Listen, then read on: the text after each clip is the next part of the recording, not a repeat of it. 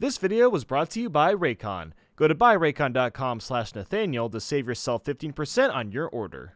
Sonic Adventure 2 just so happens to have Sonic in the name, but you don't really get to play as him that much. He's in a few stages here and there, but you also play as several other characters. So today, I'm joined with Chari5 and we're gonna find out if we can beat Sonic Adventure 2 with only Sonic. While Nathaniel played through the hero stages, I tackled the dark stages. We use a game modifier that allows us to play as any character in any stage, and this isn't just a graphical swap. Sonic plays exactly as he always does with this mod on. So with that said, let's get started. The hero stages start us off with City Escape, so there's really not much to say here. Following that is the Bigfoot boss, which is also always done as Sonic. So on to our first actual challenge, which was Wild Canyon. Normally you fly around as Knuckles collecting 3 emeralds, but we're not going to be doing that. Instead, we'll be running around as Sonic with no way of digging through the ground, gliding, or climbing up walls. What this means is we're only going to be able to collect emeralds that are out in the open, or inside robots. Now, lucky for us, there's this giant fan at the bottom of Wild Canyon that will allow us to get to the top, so thankfully we aren't going to be stuck down here. The first emerald was extremely easy to get. It was just sitting out in the open and was a quick grab. I wasn't able to find the second one, so I decided to take a stock. And believe it or not, this is useful to us because when we spawn back in, the stage not only saves the first emerald we get, but it also randomizes the emerald pieces, giving us a chance to find one closer to us. As you can see here, the emerald is unreachable as Sonic, so all I have to do is take a life and randomize the emeralds until I get them. The second emerald I got was right next to the fans, so it was another easy one. The third emerald that I found was only going to be accessible with a trick called Super Bounce. This trick is done by spin dashing and pushing the jump button and bouncing when you reach a wall. This carries Sonic's momentum through the air and allows him to get really good height. Timing this correctly is a pain in the butt since the spin dash moves so quickly. The first time I did it, Sonic veered in the wrong direction, so I not only have to nail this trick, but I also need to somehow move Sonic the correct way. After several minutes of trying, I got up to the robot which had the emerald, but I was so shocked about getting to him that I slipped off entirely. That was an oof moment. On my next attempt, I got myself back up, caught my balance, and took out the stupid robot and finally completed Wild Canyon.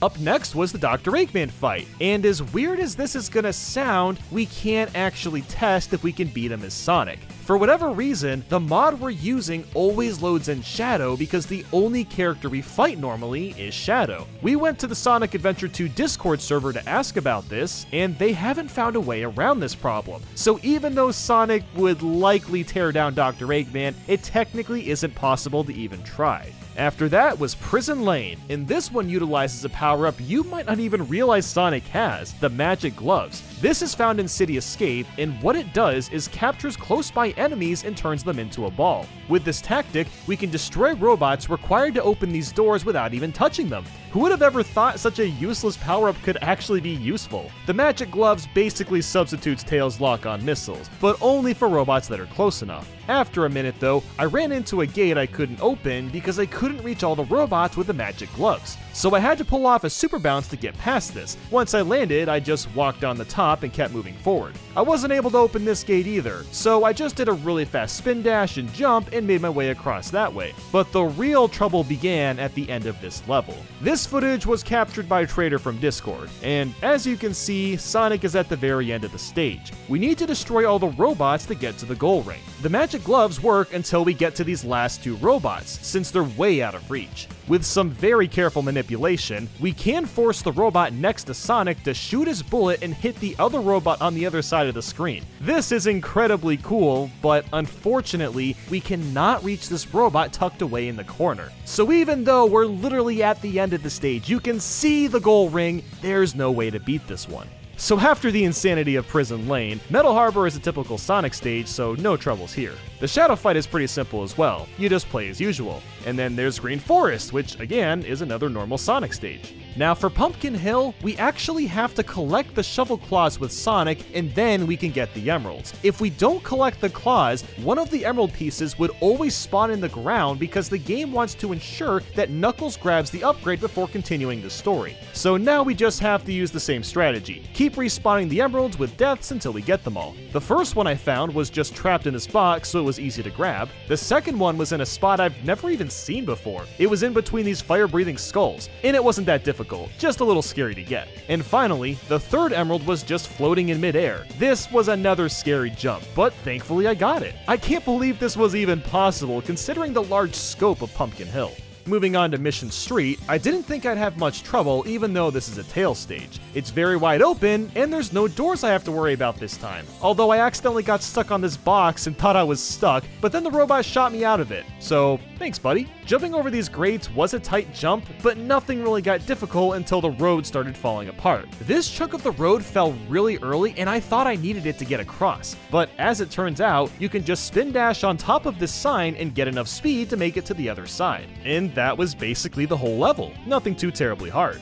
Next was Aquatic Mine, and I was not looking forward to this one because of how confusing it can be. At first, I thought that getting into the water was a death sentence without any method of getting back up. I eventually found platforms that fixed this issue, and I could also just move the water down, which helped quite a bit. The first emerald I found was in these barrels, so it wasn't too bad. The second emerald was down this pit out in the open, and the last emerald was up near the ceiling, and my god was it horrible to get because I had to perform a really good super bounce to get up top. Thankfully, it's out in the open and was able to wrap up this level. Following that is Route 101, which is a little funky with this mod. You'd probably know that if you've beaten this game that you get this mode called Kart Race, and you can play as any of the characters, which includes Sonic. But for some reason, we can't swap to Sonic in story mode. So even though that's the case, you can still beat this with Sonic since there's no difference in the attributes. What's interesting about Hidden Base was you actually didn't run around very much on the level, but instead you jump through the sand. Normally Tails just sinks and dies when touching it, but Sonic is so fast that he can plow right through it. And that's especially useful since so many of the objects don't have collision and you can go right through them. This super bounce not only needed to be insanely good, but you also have to play a bit of this level blind since the camera doesn't zoom back in on you. And here's another super bounce that has to be done to get over this door. And it gets so high that half of the assets disappear and reappear as you move up and down. A big thanks to Piner for recording this level for me, because I am not skilled enough at this game to do it on my own. And there you have it, Hidden Base is totally possible. There's nothing to say about Pyramid Cave since it's a typical Sonic level, but King Boom Boo is another story. You might think that you can't do this one because you need to dig with Knuckles to attack Boom Boo, right? Well, boy do I have a fun fact for you. By running around and hitting the ghost, you can spawn the ghost by sliding into him and therefore giving you a chance for a hit. So yes, Boom Boom is actually possible. And King Golem is the usual fight since this is normally done with Sonic. Death Chamber is already a tedious stage with Knuckles, so doing this with Sonic was going to be a hassle. As an example, I have to perform a super bounce or a really precise bounce just to get to the main portion of this level, all while beating the closing door. I eventually found a key that was near me, but it was in a spot that I simply couldn't reach. After a reset, I found a key that was sitting on top of this map. I had to super bounce to get to it, but it was obtainable. The next key was underneath this giant weight, but for some reason, I had trouble grabbing it. I think it was because I had to move really fast and it was hard to stay in control. After dozens of tries though, I finally grabbed it with one key to go. And the third key was just in this room, which wasn't too hard to grab. While Death Chamber was really annoying to explore, it was more than possible. After that was Eternal Engine, our final tail stage for Hero Story. This one really wasn't as bad as I thought it would be considering a lot of the doors just opened when I got close to them. I didn't have to blow up that many enemies. Grabbing these handles was a bit nerve-wracking since Sonic's hitbox seems to be a lot smaller than Tails, but it could definitely be done. Grabbing the handle in this room was really hard because I wasn't given much of a chance to see when it was coming. Getting through these boxes was terrifying because it was really easy to fall to my death after breaking them apart. Then we have this scene where I'm just floating across to the next door praying I don't get sniped by an enemy. But the ending to this level was the most ridiculous part. After falling down this pit, Sonic gets locked in place by this platform and there's nothing you can do about it. So instead, you have to super bounce towards the top and basically ride the edge of this level all the way to the bottom. Eventually, you'll get far enough down that Sonic hits the end ring, which proves that Eternal Engine is possible. And again, a big thanks to Traitor helping with this ending.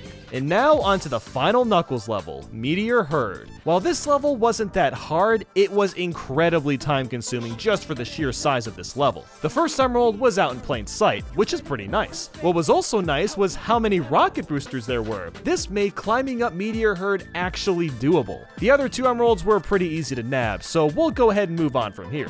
And like the previous character fights, we can't technically fight Rouge, so this one isn't going to be doable. And Crazy Gadget is another Sonic level, and the same goes for Final Rush, so both of these are obviously possible. But that's about it for me. It's time to meet up with Chari5 and see which levels he was able to complete with only Sonic. So, unlike the hero story, which starts off with a Sonic level, the Dark story starts off with an Eggman level, and one that doesn't really do much for us. The main aspect of Iron Gate is exactly what it says on the can: Iron Gates. The thing is, they're a non-issue for Eggman since he can just lock onto the gates and destroy them, letting him through. Sonic, though, don't know if you noticed, doesn't have a laser, so the best we can hope for is to run through the barriers before they're brought up, which works well for the first 2 that show up, even though the second one's tricky because the camera doesn't really cooperate with us. The second door doesn't even have collision on the bottom left-hand side, so we can get through there no problem, but then that's it. You can't move past this room because the barrier's already up by the time you get here, and there doesn't seem to be a way to bypass it, even by getting out of bounds. Like Bigfoot, Hotshot is a pretty easy level since you normally play a Shadow, and Sonic controls exactly the same. Unlike Wild Canyon, there's only about 2 parts in Dry Lagoon where you can super bounce, and that doesn't give me a whole lot of options. And you might be thinking, well, why don't you just take the turtle? That's what it's there for. See, the thing is, I think they programmed the turtle to only be movable by characters that can dig, because the second I get on the turtle,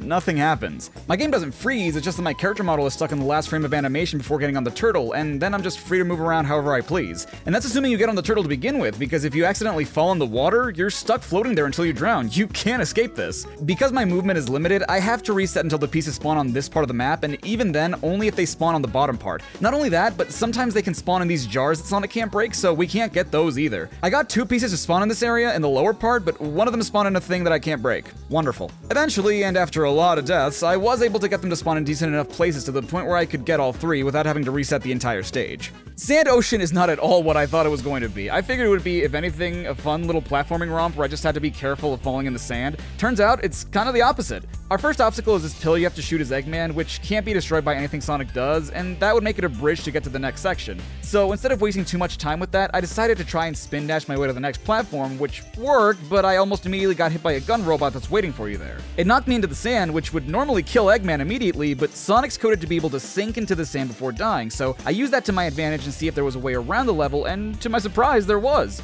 There are a few invisible walls here and there that I had to navigate around, but if you go far enough, you can simply sear around these parts of the level. I also had to watch out for the camera because sometimes it just stops following Sonic until you get to a point in the level where it doesn't get stuck anymore. After hopping my way around, I came across a spring that's just low enough for me to homing attack from the sand that could get me back on track to platforming instead of having to advance through the sand. But before long, I ran into the same problem, a pillar I had to blow up to use as a bridge, so again I tried to spin dash. Unfortunately, the camera's so janky that when trying to control my way to the next platform, it messed me up and I fell into the sand again. I start jumping a little late and clip underneath the geometry. Normally this would be great because it puts me into another part of the level, but in this case it puts me into a hole I pretty much can't get out of no matter what I do. When I do eventually reach the death plane, my game crashes entirely. On my next venture, I decide to go even further this time and see where the invisible walls stop me, and I reach the midway point of the stage where Eggman takes a ramp over pits of fire. Seeing as I had nowhere to go, I restarted the stage and made my way back to that second pillar and managed to reach the next area, which was honestly not difficult to navigate at all. I made my way to that ramp I mentioned and whoa, that's really far, alright. I'm even further than I was before, so I decided to navigate my way backwards to see what I can run into that could potentially help me. As it turns out, I wasn't too far from a balloon that I could homing attack that put me back in bounds, and the best part is that it's practically the end of the level. I spin dash towards the other side of where I'm at, surprise surprise there's another pillar I have to blow up, and just bounce a couple of times to make my way to the top. Not the most conventional level, but still doable. Next was Radical Highway. What more do you want me to say? Egg Quarters, much like Pumpkin Hill, is the stage where you get Rouge's digging upgrade, the picking nails. Because of that, the game is programmed to force you to obtain the power-up and use it, meaning that there's always a piece that will be hidden underground or in a wall, but if you pick up the upgrade as Sonic, you can simply re-roll the last piece until it's out in the open. Shoutouts again to the SA2 speedrunning community, because without that tip, I wouldn't have known that it was possible. I tried the stage for like an hour with no result, and after learning this, it took about 10 minutes. So, Lost Colony is a level that starts out very inauspiciously. For this first room, if you can manage this insane looking trick, which is to turn around and super bounce off the wall behind you, you manage to get enough height to get out of bounds and land on top of the door. From there, you can spin dash to the next room from out of bounds, and play through the rest of the level somewhat normally, spin dash jumping when needed. That is, until you come to this door. The lightspeed attack comes into play here because if you charge it up and jump off the side and then perform it, Sonic locks into the dynamite pack, and with a well-timed attack, you can end up clipping into the other side of the wall. Unfortunately, almost right after, we have the last door with dynamite that, even with a lightspeed attack, doesn't seem possible to get past, so at least for now, we're gonna have to label Lost Colony undoable. And shoutouts again to Traitor for this footage. Weapons Bed is perhaps the most conventional Dark Story stage outside of Shadow stages, to the point that, much like City Escape, I'm fairly certain any character could complete this stage. The one thing you might run into as Sonic is that sometimes there are long gaps between platforms that you're meant to hover over as Eggman, but if you do an air dash in the right place, or even spin dash, you'll get over those gaps no problem. Next is the Tails fight, and of course we can't actually try this one out. Security Hall, much like Weapons Bed, is the most conventional treasure hunting stage since none of its areas require climbing or gliding in order to easily access them. You have pulleys and rockets to get you to higher areas, and usually the most you'll need is a super bounce to reach areas without either of those things. The emeralds usually spawn in easy to reach places, but sometimes you can get an emerald in one of these containers that Rouge has to dig into to open, and as if I need to reiterate, Sonic can't dig. Fortunately, Security Hall isn't difficult to navigate at all. You can get to pretty much every area of the level no problem. As always, it's just a matter of getting the emeralds to spawn in the right positions. The last of the gun bosses, Flying Dog is the one you have to face as Rouge directly after Security Hall. With Sonic, it's a lot simpler since it behaves practically the same as Hot Shot, going from one corner to the other, where I can just stand on one of the boxes and homing attack from there, or do a couple of bounces and then perform a homing attack. Nothing really to say here, it's just an alternate version of Green Forest. Like Route 201, this one is also possible since all the characters are controlled the same. Grinding on rails, whee! It's fascinating that not only do Sonic and Eggman fight the same boss, but that both of them can't do each other's version. As we saw in the hero story, Sonic can climb onto the back of the golem and homing attack the restraining mechanism to damage it. But in Eggman's version of the fight, there is no such mechanism. Instead, Eggman has to shoot the golem's torso enough to reveal the explosives in his chest that I can then lock onto and then deal damage to. Unfortunately, Sonic has no way of dealing damage to any part of the golem now, and even if he did, I don't think there's a way for him to detonate the explosives since I assume they work the same way that dynamite does in other stages. Ugh. Mad Space and its counterpart Meteor Herd are the largest treasure hunting stages in the game, and that wouldn't be much of an issue if they were large in the same way that Death Chamber and Egg Quarters are, where you have to traverse through long hallways that lead to different rooms. Those stages are big horizontally, which isn't an issue for Sonic, but these stages are big vertically, often requiring the characters to climb up the side of structures to reach the highest point. Meteor Herd is more straightforward, or should I say straight upward, in terms of how you go about the level, but Mad Space has different planetoids you can visit, and going to and from each one isn't as simple as we'd like it to be, especially as Sonic. Whenever you're on one of the moons, you have to super bounce on these really thin legs that these towers have in order to reach a rocket that takes you to a higher point in the level. On top of that, the Emerald Shards can spawn in one of the many outer platforms which are easy enough to navigate as Rouge, but are risky business as Sonic, since getting back to safety requires multiple spin dash jumps that are easy to mess up. Usually I would get pieces that were at the highest point of the level, which required super bouncing at the side of the inverted tower and then doing long spin dash jumps to get around. The last piece I had to get required me to do all that and then practically blindly jump in between two containers to get it. If I missed, I had to take 2 more rockets, super bounce, and then long spin dash jump until I got back to where I needed to, and even though that was tedious, I would rather do that 1,000 more times than accidentally lose a life and have the emerald keep spawning in places I can't reach at all. I was convinced that this stage would be impossible because, let's face it, it's an on average 8-minute Eggman stage that has a low gravity gimmick. It turns out that you're supposed to super bounce on the rails on the side of the platforms, and that's great that you can do that, but oh man is it hard! Almost every single part of this stage requires you to perform multiple super bounces in order to simply proceed. And I say almost every single part because when you're not super bouncing, you're spin dash jumping off of these pyramids. On top of that, the whole stage is one giant bottomless pit, so not if, but when you mess this up, that's just more super bounces that you have to do. There's a super bounce right here that you have to do perfectly if you want to continue. As if that weren't enough, you have to reach the end of the stage with a shield, because Sonic has no way of attacking the drill, meaning that you're gonna take not 1, but 2 hits before you reach the end, and to my knowledge, the only way to get a shield in this stage is to reach a checkpoint with 90 rings, so you better make sure you don't lose the shield before the end, or the rings before the checkpoint, which is really hard to do when you flub up a super bounce or run into an enemy that's hard to avoid taking a hit from.